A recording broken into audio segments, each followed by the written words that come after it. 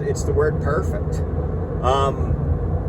I got to tell you guys, I really struggle with this myself, and I can see that, you know, a lot of people struggle with this. I know that my daughter struggles with this a little bit, and, you know, trying to be perfect or trying to do things perfectly.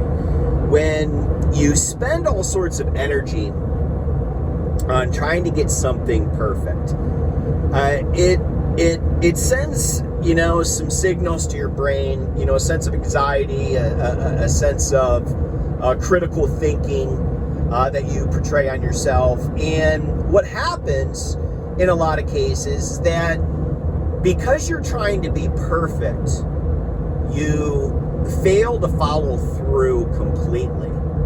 Because you try to be perfect, you never really accomplish that one thing that you were setting out to actually do and do well, right? So let's talk about this for a second. When, you know, you try to do things perfect, you know, when all the things line up, you know, perfectly, and you're trying to be very critical and make sure that every little detail is 100% correct, what you miss is you miss the ability to actually fail.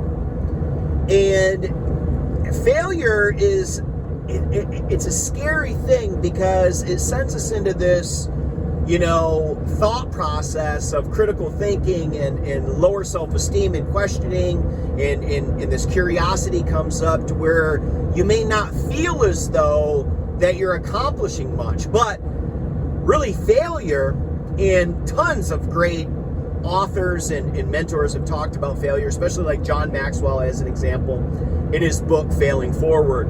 He talks about failure as learning experiences. And really, if you're looking at a lot of the things that we do in life, and really this goes with anything, is, you know, are you doing things enough or quick enough and fast enough to follow through enough to see what doesn't work?